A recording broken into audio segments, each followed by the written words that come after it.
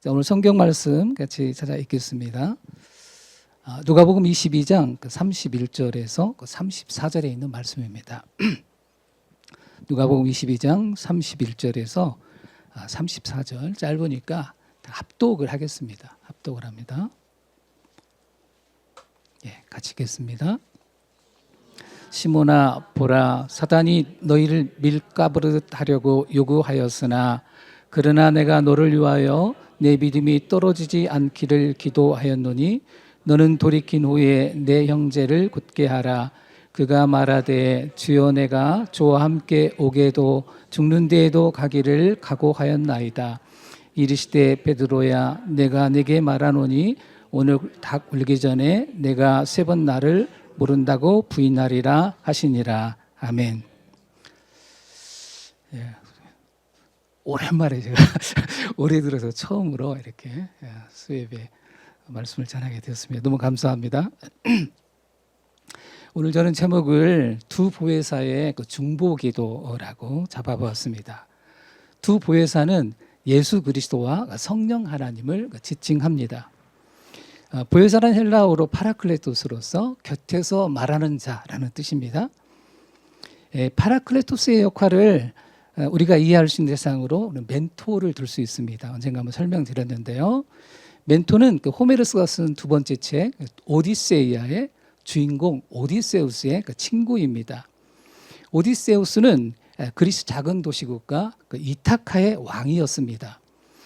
트로이 전쟁에 출정하면서 자신의 어린 아들 텔레마코스를 친구 멘토에게 부탁하고 전쟁에 떠납니다. 오디세우스가 멘토에게 자기가 돌아오지 못할 수도 있으니 아들 텔레마코스를 다음 왕이 될 수 있도록 잘 키워달라고 부탁을 합니다. 멘토는 훌륭하게 텔레마코스를 후원하고 그를 키워냈습니다. 이런 배경에서 멘토라는 이름은 성실한 조언자, 조력자, 후원자, 지원자, 스승 등등의 대명사로 불리게 되었습니다. 실제로 이제 오디세우스가 10년 정도 전쟁을 하고 돌아오죠. 이 말을 한자로 이제 보혜사라고 이제 번역을 했습니다. 이 말은 우리보다 앞서 복음을 받은 중국에서 파라클레토스를 중국 발음으로 빠오페이스라고 해서 거기다가 한자로 보혜사 이렇게 보혜사를 빠오페이스라고 읽는다고 말하더라고요. 굳이 보혜사의 뜻을 번역한다면 은혜로 우리를 보호해 주시는 선생님이라고 할 수 있겠죠. 더 온전한 의미는 우리 박용진 집사님께 따라 물어보면 좋을 것 같아요. 중보기도의 중보란 뜻은 두 사람 사이에서 일이 성사되도록 주선하는 사람이라는 뜻입니다. 중보를 서다라는 말은 두 편 사이에서 일을 주선하는 일을 맡아 하다라는 말로 사용을 합니다. 그런데 이런 말은 사전에만 나와 있지 우리가 실제로 잘 사용하지는 않습니다. 그 말보다는 누구와 누구 사이를 중재하다 이런 말을 더 많이 사용하는 것 같습니다. 개신교에서 중보기도를 예수님께서 우리를 대신해 하나님께 올려드리는 기도로 이해하고 있습니다. 오늘 제목을 예수님의 중보기도라고 잡지 않고 보혜사의 중보기도라고 잡은 이유는 예수께서도 보혜사이시기 때문입니다. 오늘은 이런 개념으로 말씀을 드립니다. 사람과 사람 사이에 일이 성사되도록 주선하는 일은 적당한 자격을 갖춘 사람이면 됩니다. 일에 따라서 그런 일을 할 사람이 친구일 수도 있고 친척일 수도 있으며 때론 교회의 어른일 수도 있습니다. 하지만 오늘 우리가 다루는 중보기도는 하나님과 인간 사이에서 일이 성사되도록 주선하시는 분입니다. 그래서 아무나 중재할 수 없습니다. 하나님과 인간 사이의 중보이기 때문에 하나님이시며 동시에 인간인 분만 이런 일을 담당할 수 있습니다. 중보자가 온전한 인간이어야 하는 이유는 하나님께서 인간과 언약을 맺으셨기 때문입니다. 인간이 지은 부채를 갚으려면 온전한 인간 생명으로 대신하셔야 됩니다. 중보자가 인간이어야 하는 이유입니다. 중보자가 하나님이셔야 하는 이유는 조금 어려운 말입니다. 그의 신성의 능력으로 하나님의 진노의 짐을 그의 인성에 짊어지셔야 하기 때문입니다. 하이델베르크에 나오는 답입니다. 하나님의 진노는 영원한 것입니다. 따라서 유한한 사람으로서는 그 영원한 짐을 짊어질 수 없습니다. 인간 대상이 중보자가 될 수 없는 이유입니다. 하나님의 영원한 진노의 짐을 짊어지시려면 시간을 초월한 영원한 하나님이셔야 합니다. 네, 더 자세한 사항은 이제 담임 목사님이 하이델베르크 요리문답 강의를 하실 것입니다. 그때 잘 들으시기 바랍니다. 가톨릭은 이런 개념을 가진 이가 여럿입니다. 대표적으로 성모 마리아도 있고 가톨릭 교회가 성자로 추대한 사람들도 있습니다. 이런 사람들은 우리와 하나님 사이에 서서 우리를 대신해 하나님께 간구할 수 없는 사람들입니다. 성자로 추대되었다 할지라도 그는 단지 인간일 뿐입니다. 더구나 이미 죽은 자는 산자의 영역에 들어올 수 없습니다. 하나님이자 인간인 자격을 갖추신 분은 그래서 예수님밖에 없습니다. 예수님은 하나님의 아들이시자 온전한 사람입니다.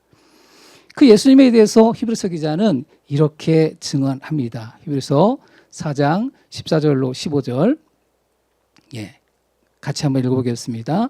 그러므로 우리에게 큰 대제사장이 계시니 승천하신 이 곧 하나님의 아들 예수시라. 우리가 믿는 도리를 굳게 잡을지어다. 우리에게 있는 대제사장은 우리 연약함을 동정하지 못하실 리가 아니요 모든 일에 우리와 똑같이 시험을 받으신 이로되 죄는 없으시니라. 히브리서 기자는 인간 대상과 구별하기 위해서 그 앞에 큰이라는 수식어를 덧붙였습니다. 큰 대제사장은 하나님의 아들이시오 인간 예수로 오신 분입니다. 인간 예수로 오신 분은 구속과 관련된 일을 마치고 승천하신 분입니다. 그는 하나님의 아들이시기 때문에 하나님을 아주 잘 아십니다. 그는 우리처럼 인간으로서 모든 일에 우리와 똑같이 시험을 받으신 분이기 때문에 우리 연약함을 동정하시는 분입니다. 동정하심은 인간이 처한 상황의 심각성을 충분히 공감한다는 의미입니다. 여기 그 한 예가 있습니다. 오늘 우리가 읽은 본문입니다.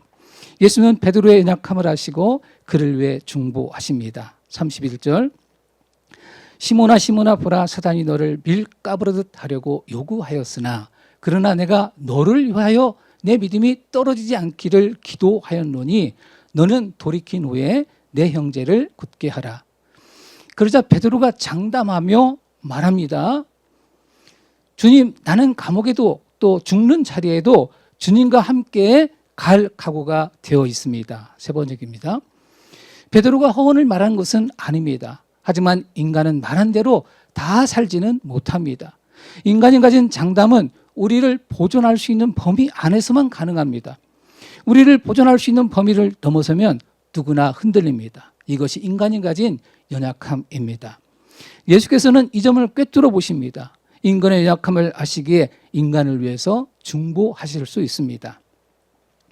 예수께서 안타까움을 담아 베드로에게 말씀하십니다. 베드로야 내가 네게 말하노니 오늘 닭 울기 전에 내가 3번 나를 모른다고 부인하리라. 예수께서 하나님의 아들로서 앞으로 일어날 일을 예견하시고 말씀하십니다. 예수께서는 바로 이런 신적인 능력으로 하나님의 사랑, 공의와 사랑을 아십니다. 예수께서는 하나님의 공의와 사랑에 기대어 우리를 위해 하나님께 중보하십니다. 그래서 우리를 위해 온전한 중보자가 되실 수 있습니다. 누가복음 22장 39절 이하는 십자가에 달리기 전 예수님의 마지막 감난산 기도입니다. 예수께서 인간으로 겪는 마지막 기도입니다. 물론 예수께서는 십자가 위에서도 기도하셨습니다. 하지만 그가 겪는 인간으로서의 시험과 연약함은 이 감난산 기도가 정점이라고 생각합니다. 먼저 39절은 이렇게 말합니다.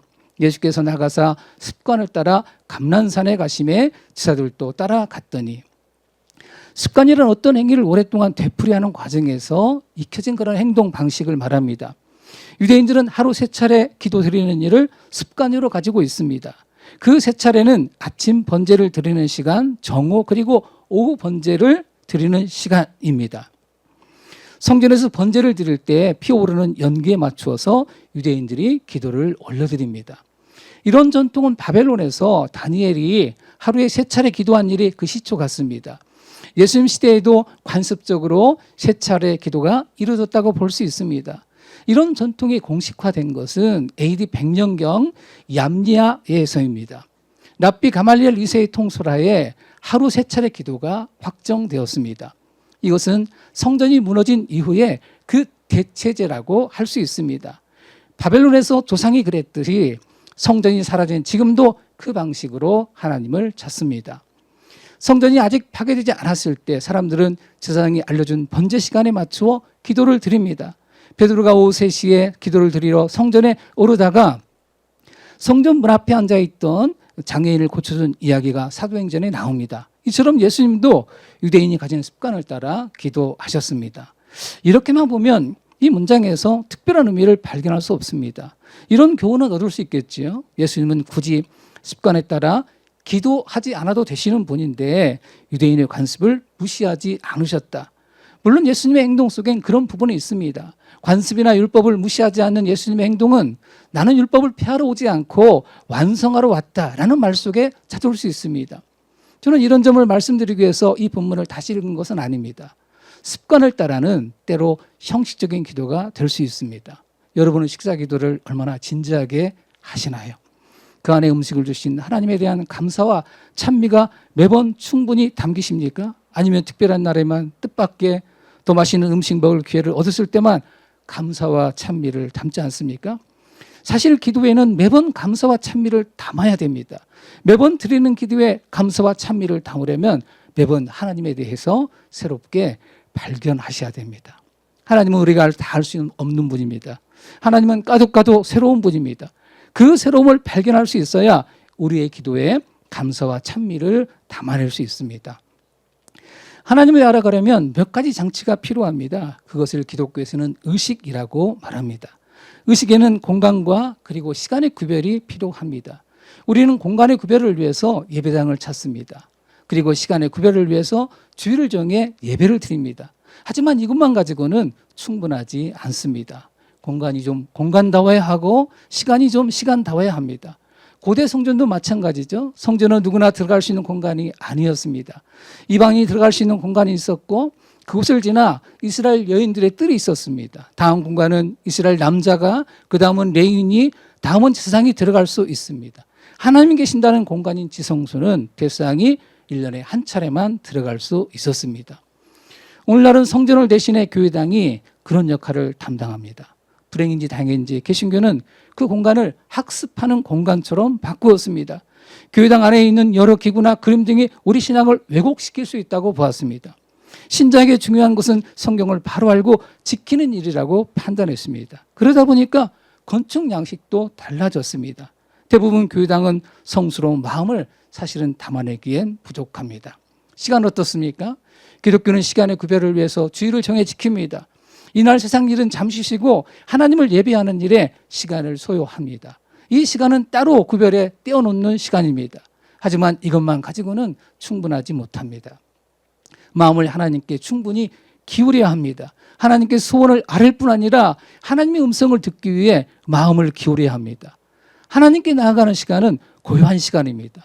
하나님은 고요한 시간 중에 자기 뜻을 보여주십니다. 우리는 이런 모습을 엘리야를 통해 볼 수 있습니다. 열왕기상 19장 11절에서 13절입니다. 같이 한번 읽어보겠습니다. 여호와께서 이르시되 너는 나가서 여호와 앞에서 산에 서라 하시더니 여호와께서 지나가시는데 여호와 앞에 크고 강한 바람이 산을 가르고 바위를 부수나 바람 가운데 여호와께서 계시지 아니하며 바람 후에 지진이 있으나 지진 가운데도 여호와께서 계시지 아니하며 또 지진 후에 불이 있으나 불 가운데도 여호와께서 계시지 아니하더니 불 후에 세미한 소리가 있는지라. 엘리야가 듣고 겉옷으로 얼굴을 가리고 나가 글 어기의 섬에 소리가 그에게 임하여 이르시되 엘리야야 내가 어찌하여 여기 있느냐. 하나님은 크고 강한 바람 같은 소리 가운데 계시지 않았고 지진과 같은 엄청난 진동 속에 계시지 않았습니다. 그리고 모든 것을 불태우는 불 가운데도 계시지 않았습니다. 하나님은 자기의 소리에 경청하는 사람 가운데 계시며 적극적으로 듣기를 바라는 자들에게 세미한 음성으로 자기의 뜻을 알리셨습니다. 그러니 우리는 그 세미한 음성을 듣기 위해서 공간을 구별하고 시간을 구별해서 하나님께 나아가야 됩니다. 그것이 기도의 시간입니다. 예수께서 습관을 좇아 기도하는 시간은 바로 이런 시간입니다. 일상의 시간과 분리되어서 오직 하나님만 바라보는 시간입니다. 언젠가 한번 말씀드렸는데 생텍쥐베리가 의식이라고 하는 것은 어떤 날이 다른 날들과 그리고 어떤 시간이 다른 시간들과 다르게 만드는 것이라고 어린 왕자에서 정의했습니다. 그렇습니다. 우리가 하나님을 만나는데도 의식이 필요합니다. 의식은 서로가 만날 시간을 약속하는 것입니다. 우리는 그 의식의 시간을 통해서 시간을 구별하고 하나님을 만날 수 있습니다. 예수님이 습관을 따라 하나님께 나아간 것도 바로 이 의식의 시간입니다. 하나님께는 준비하는 시간이 필요하지 않을 수 있으나 인간 나는 의식의 시간이 필요합니다. 이런 일은 우리 일상에서 일어나죠. 여러분이 소중한 사람을 만날 때 시간을 정하지 않습니까? 그 시간이 의식의 시간이고 구별된 시간입니다. 소중한 사람에게는 없는 시간도 쪼개어서 시간을 내줍니다. 하나님을 만날 때도 그런 방식입니다. 그래서 습관을 조차 기도하는 것입니다. 습관을 조차 기도하는 것은 한가한 시간을 드리는 것이 아닙니다. 시간을 구별해 하나님과 만나는 시간입니다. 예수님은 지자들을 기도의 장소로 데려갑니다. 감난산은 성전 앞산입니다. 유대인들은 이 앞산에 야외 숙소를 정하고 야영을 하는 거죠. 기다리다가 성전이 열리는 이른 시간에 성전에 들어갑니다. 이것이 유대인들이 명절을 맞는 일반적인 모습입니다. 그래서 때로는 예루살렘에 사는 주민도, 집을 가진 주민도 명절의 기쁨을 만끽하기 위해서 일부러 이 감난산에서 야영을 하고 성문이 열릴 때 입성하기도 했습니다. 예수님도 감난산에 다른 사람들의 방해를 받지 않은 장소를 정해 두었던 것 같습니다. 예수께서 습관을 좇아 기도하러 가신 곳은 예수께서 명절에 예루살렘을 방문할 때마다 기도의 장소로 정한 곳입니다. 이 장소는 지자들도 모두 잘 아는 장소입니다. 이런 이유로 가룟 유다가 깜깜한 밤에도 예수님 일행을 쉽게 찾아낼 수 있었습니다. 그곳에서 예수님은 지자들에게 유혹에 빠지지 않게 기도하라고 당부하셨습니다. 누가복음 21장 6절에도 가르친 것처럼 기도는 장차 올 시험을 이길 수 있는 유일한 방책입니다. 예수님은 당장 눈앞에 닥친 시험을 내다보고 지자들에게 기도하라고 가르칩니다. 예수님 자신은 지자들과 거리를 띄우고 기도를 올립니다. 하나님을 만나기 위한 장소의 구별입니다. 이곳에 예수님은 무릎을 꿇고 하나님께 기도를 올립니다. 성경에서 무릎을 꿇는 기도는 기도할 때 특별히 순종하는 마음을 강조하기도 하고 기도가 긴박하거나 절실한 것을 강조합니다. 스데반 집사는 자신을 돌로 치는 사람들 가운데서 하나님께 무릎을 꿇고 이렇게 기도합니다. 사도행전 7장 60절에 주여 이 죄를 그들에게 돌리지 마옵소서라고 크게 외치고 죽습니다. 스데반의 무릎 꿇은 기도는 순교 직전에 드린 간절한 기도의 모습입니다. 또 베드로는 죽은 다비다를 살릴 때 무릎을 꿇고 하나님께 기도를 드린 후 시체를 향하여 다비다야 일어나라 라고 명령했습니다. 하나님의 응답으로 다비다는 일어나 앉았습니다. 베드로는 무릎을 꿇고 그의 간절함을 담았습니다. 예수께서 무릎을 꿇고 간절히 기도한 내용이 무엇입니까? 42절 아버지여 만일 아버지 뜻이거든 이 잔을 내게서 옮기시옵소서. 그러나 내 원대로 마시옵고 아버지 원대로 되기를 원하나이다 입니다. 여기서 말하는 자는 예수님이 겪을 십자가 죽음을 말하죠. 예수는 먼저 십자가 죽음을 옮겨달라고 기도했습니다. 하지만 내 원대로 마시옵고 아버지 원대로 하십시오 라고 그 결정을 전적으로 하나님께 맡겼습니다. 저는 이 기도를 예수님께서 이곳에 와서 비로소 드린 기도라고는 생각하지 않습니다. 이 주제는 예수님의 3년의 공생애 내내 예수님을 사로잡았을 것입니다. 감난산에서의 기도는 그 기도의 절정이고 마지막입니다. 기도의 내용이 무엇입니까? 십자가 죽음을 피하고 다른 길로 하나님의 뜻을 이룰 수 있는 길이 있다면 그 방식을 사용해 달라는 기도입니다.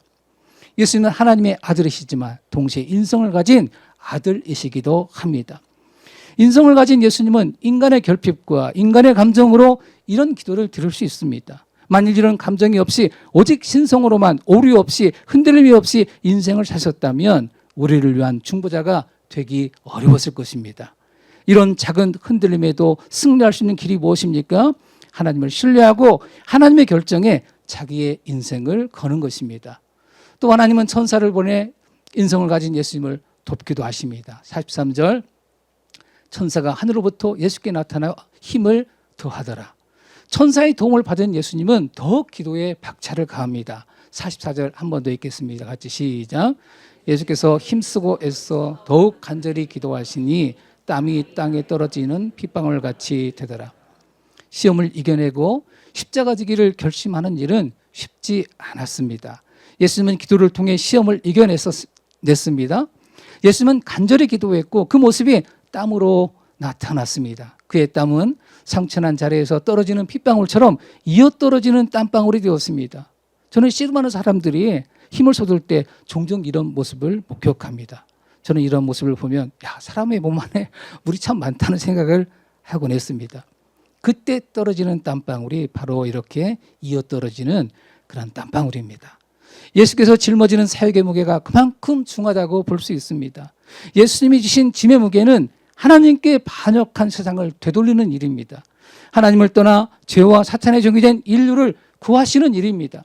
하나님의 아들이신 예수 그리스도마저도 피하고 싶은 버거운 일입니다. 하지만 주님은 기도로 이 모든 것을 극복했습니다. 기도를 통해 자기 앞에 십자가를 지기로 마음을 정하고 일어섰습니다. 기도는 그런 것입니다. 기도는 내가 원하는 것을 구하는 것이기도 하지만 때로는 내 마음을 바꾸는 일이기도 합니다. 사실 어떤 결정을 해야 하는 문제는 대부분 다 답을 알고 있습니다. 다만 내가 용기를 내지 못할 뿐입니다. 주님은 우리가 기도할 때 우리가 부담을 넘어 그 결정을 하도록 도우십니다. 저는 기도를 조율이라고 생각합니다. 기타와 같은 현악기는 연주하기 전에 반드시 조율합니다. 현이 습기와 온도로 인해 변했기 때문입니다. 이처럼 우리가 하나님께 드리는 기도는 내 뜻을 하나님의 뜻에 조율하는 시간입니다. 하나님의 뜻을 알려면 내가 원하지 않는 응답을 주셔도 순종하겠다는 마음가짐이 선행되어야 합니다. 하나님 앞에서 내 논리를, 내 이성적 근거를 대며 압박하는 것은 잘못된 기도입니다. 그런 기도는 하나님을 내 논리 안에, 이성적 근거 안에 가두는 것입니다. 기도는 경험과 이성의 판단을 멈추고 하나님의 뜻을 기다리는 것입니다. 그런 기도의 응답이 합력하여 선을 이루는 기도라고 생각을 합니다. 45절과 46절입니다. 기도 후에 일어나 제자들에게 가서 슬픔으로 인하여 잠든 것을 보시고 이르시되 어찌하여 자느냐 시험에 들지 않게 일어나 기도하라 하시니라. 예수님과 제자들의 차이는 눈앞에 닥친 시험을 인지하는 데 있습니다.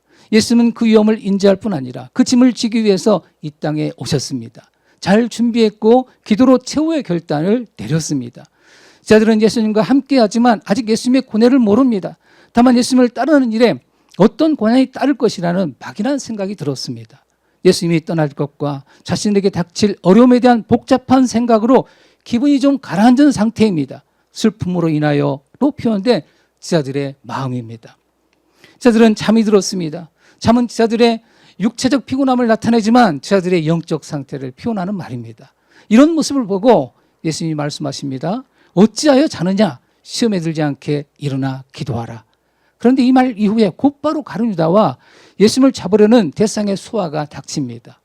그래서 예수님이 하셨던 말씀은 지금 기도하라는 말이라기보다는 앞으로 겪게 될 시험을 기도로 이겨내라는 가르침으로 보입니다.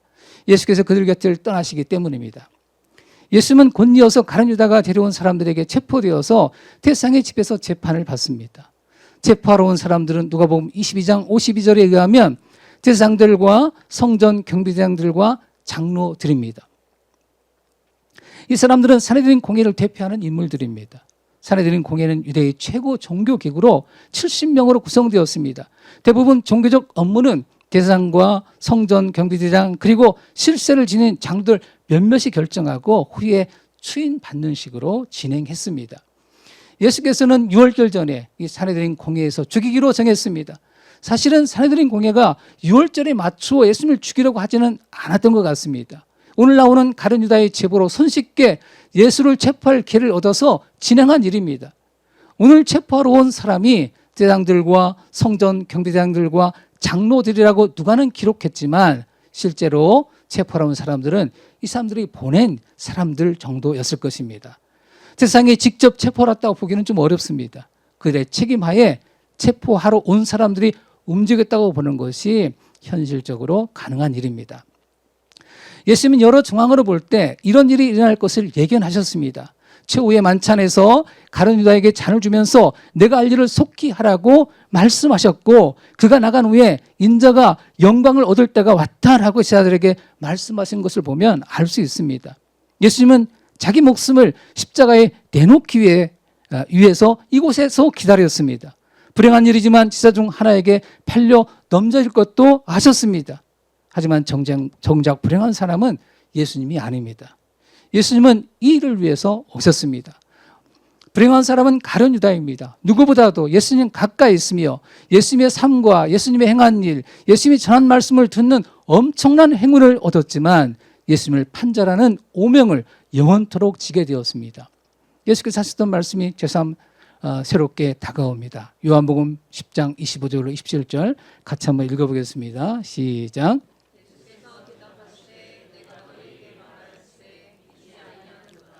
내가 내 아버지의 이름으로 행할 일들이 나를 증거하는 것이거늘 너희가 내 양이 아니므로 믿지 아니하는도다. 내 양은 내 음성을 들으며 나는 그들을 알며 그들은 나를 따르느니라. 가룟 유다는 누구보다 예수께서 행하는 많은 증거를 보았지만 예수를 믿지 않았습니다. 이는 예수의 양이 아니기 때문입니다. 그래서 가룟 유다는 불행한 사람입니다. 이제 오늘 이야기의 주인공 중에 하나인 베드로입니다. 몇 시간 전 베드로는 유월절 만찬에서 예수님께서 내가 주와 함께 오게도 죽는데도 가기를 각오했다라고 장담을 했습니다. 그러자 주님이 베드로를 향해 오늘 밤 닭 울기 전에 내가 세 번 나를 모른다고 부인할 것이라고 예언하셨습니다.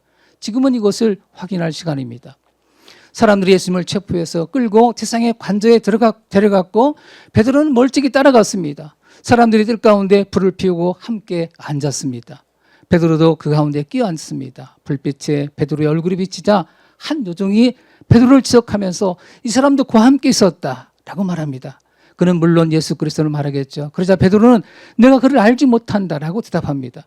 조금 후에 다른 사람이 베드로를 지적하면서 이 사람도 그의 도당이라고 말했습니다. 베드로는 이번에도 아니라고 부인합니다. 1시간쯤 있다가 또 한 사람이 장담해서 이는 갈릴리 사람이니 참으로 그와 함께 있었다고 말했습니다. 1시간쯤이면 베드로를 충분히 파악할 만한 시간입니다. 그리고 그 증거도 구체적입니다. 그러자 베드로가 이 사람아 나는 내가 하는 말을 알지 못한다라고 부인했습니다. 유다와 갈릴리는 억양에도 차이가 있겠죠. 패션도 조금 다르지 않았을까요? 베드로는 갈릴리에서 부름을 받았습니다. 모든 것을 버리고 예수님을 따랐습니다. 베드로라는 이름도 예수님에게서 얻었습니다. 이렇게 정립된 새로운 정체성을 베드로는 모두 버렸습니다. 베드로는 예수님과 언제나 함께 있겠다고 장담했지만 이제는 예수와 함께 있던 사실 자체를 부정했습니다. 60절입니다. 베드로가 이 사람아 나는 내가 하는 말을 알지 못하노라 하고 아직 말하고 있을 때에 닭이 곧 울더라. 그 순간 신문을 봤던 예수님이 돌이켜 베드로를 보셨습니다. 예수님과 눈을 마주친 베드로가 주의 말씀 곧 오늘 닭 울기 전에 내가 3번 나를 부인하리라 하심이 생각나서 밖에 나가 심히 통곡을 합니다. 수탉의 소리는 예수님의 신분을 선자로 확인하는 시간입니다. 하지만 베드로의 기억은 예수님의 시선으로서 살아납니다. 주님은 돌이켜 베드로를 보았습니다. 누가복음에서 돌이키다는 예수님의 귀에 청중을 꾸짖거나 훈계할 때 사용했던 동사입니다. 오늘 본문에서 예수님의 돌이킴은 책망이나 훈계보다는 주의 말씀, 즉 내 형제를 굳게 하라는 주의 말씀을 기억하라는 취지의 돌이킴이라고 생각합니다. 예수님의 눈총이 어땠을 것 같습니까? 내 말이 맞지. 그렇게 했을까요? 저는 예수님이 안타까움과 애정 어린 눈으로 베드로를 바라보았을 것이라고 생각합니다. 베드로가 밖에 나가 통곡한 것을 보면 이를 짐작할 수 있습니다. 실수는 누구나 할 수 있습니다. 주님도 인간의 연약함을 다 아십니다. 본인이 몸소 그런 체험을 하셨기 때문입니다. 주님은 인간이 가진 죄와 사단의 굴레를 벗긴다면 얼마든지 더 나은 삶을 살 수 있다는 것도 아십니다. 그래서 베드로에게 기회를 주신 이유입니다. 예수께서는 모든 사역을 마치고 승천하셔서 하나님 보좌 우편에 앉아 계십니다. 그는 신성과 더불어 인성을 지녔기에 우리에게 직접 곧바로 오시지 않습니다. 다시 오시는 일은 세상 끝날입니다. 그 예수께서 우리를 위해 또 다른 보혜사를 보내셨습니다. 보혜사를 파송하는 일이 하나님 보좌 우편에 앉아 하나님을 대리해 세상을 다스리는 첫 번째 일입니다. 요한복음 14장 16절과 18절을 읽겠습니다. 그가 또 다른 보혜사를 너희에게 주사 영원토록 너희와 함께 있게 하려니 내가 너희를 과와 같이 버려두지 아니하고 너희에게로 오리라. 주님이 보내신다고 약속하신 성령께서 오순절에 오셨습니다.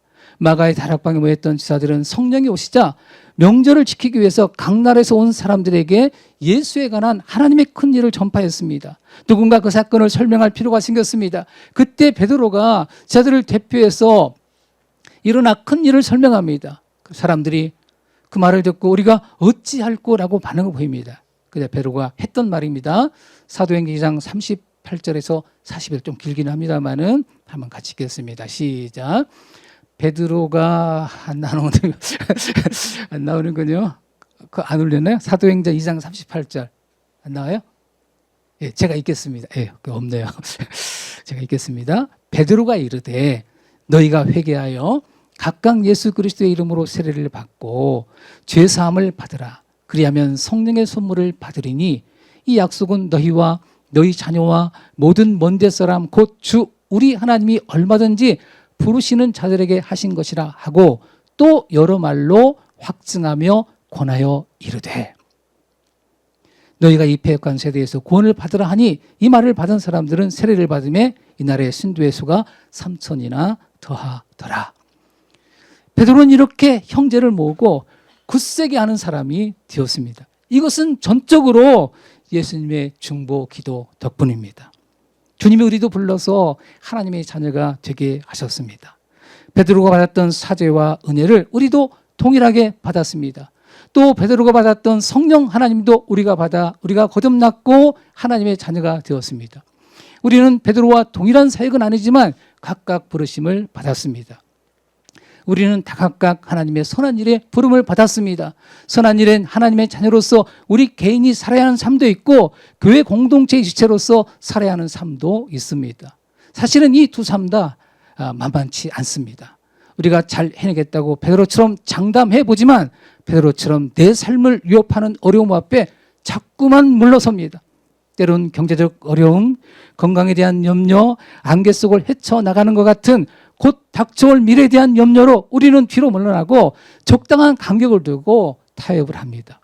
또 그런 마음으로 예배에 참석했다가 강단에서 선포되는 말씀을 듣고 죄송하고 염치 없는 게 우리들의 모습입니다. 저는 이 시대에 사는 우리들의 모습도 주님께서 잘 아시리라고 생각합니다. 염치 없는 우리들의 모습도 아시고 그 가운데서 잘 살아보려고 발버둥 치는 모습도 안쓰럽게 보시리라고 생각합니다. 저는 그래도 타협하는 자리에서 나와 발버둥 치는 신자가 되었으면 좋겠습니다. 발버둥 치는 우리가 사는 게 힘들어서 무엇을 구할지 몰라 때론 불평도 하고 때론 때를 쓰며 기도해도 주님은 우리를 이해하십니다. 이런 우리에게 위로가 되는 말씀이 있습니다. 로마서 8장 26절과 27절입니다. 같이 한번 읽겠습니다. 시작. 이와 같이 성령도 우리 연약함을 도나오시나니 우리는 마땅히 기도할 바를 알지 못하나 오직 성령이 말할 수 없는 탄식으로 우리를 위하여 친히 간구하시느니라.